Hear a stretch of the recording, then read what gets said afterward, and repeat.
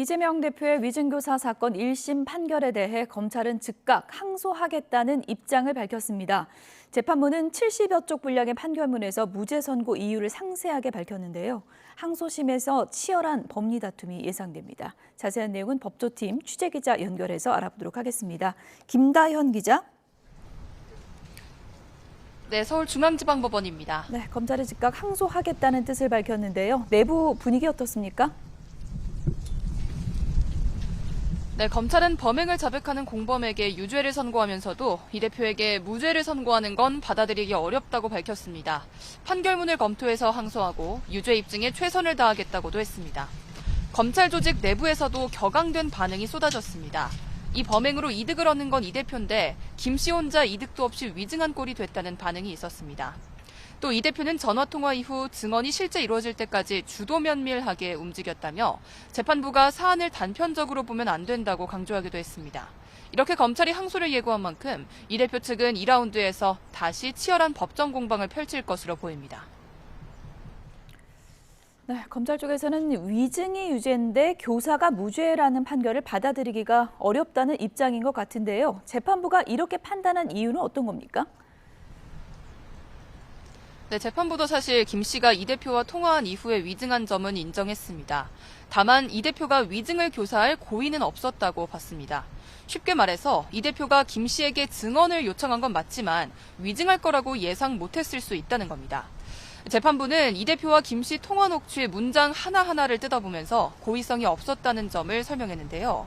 이 대표가 적어도 김 씨가 명백하게 부정하지 않는 사항에 관해서만 추가 논의를 이어갔고 김 씨가 알 수 있을 만한 내용에 대해서만 증언을 요청했다고 판단했습니다.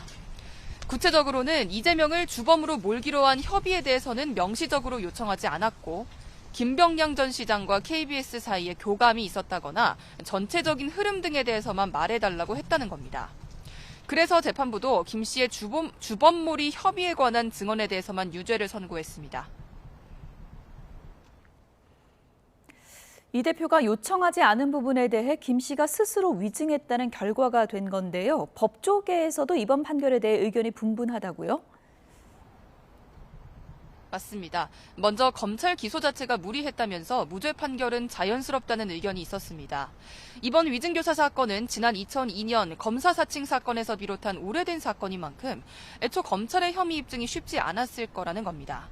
반면 거짓말을 요구한 사람은 무죄인데 처벌을 감수하고 부탁 들어준 사람만 유죄라는 결론이 이해가 되지 않는다는 반응도 있었습니다.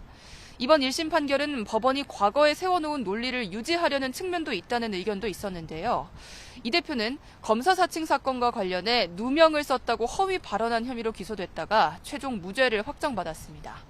그런데 만약 위증교사에서 유죄가 선고된다면 누명을 썼다는 이 대표 발언을 거짓으로 볼 여지가 있기 때문에 논란이 생길 수도 있다는 설명입니다. 네, 이제는 2라운드 항소심으로 가게 됐는데요. 항소심에서도 법정 공방이 치열할 것으로 보이는데 쟁점이 어떤 거죠? 네, 1심 재판부는 김 씨가 이 대표를 위해서 자발적으로 위증했다는 결론을 내린 셈인데요. 검찰은 항소심에서 이 대표의 교사 행위가 위증의 발단이었다는 점을 입증하는 데 주력할 전망입니다. 아울러 1심은 김 씨가 이 대표와 통화 이후 진술서를 작성하고 이 대표 측 변호인과 연락을 주고받는 것에 대해서도 이 대표가 직접 개입했다는 증거가 없다고 판단했는데요. 검찰은 통화 이후 과정에서도 이 대표가 가담했다는 사실을 다시 입증해야 하는 상황입니다. 반면 이 대표 측은 있는 대로 말해달라고 했다는 점을 재차 부각할 것으로 전망됩니다. 지금까지 서울중앙지방법원에서 YTN 김다현입니다.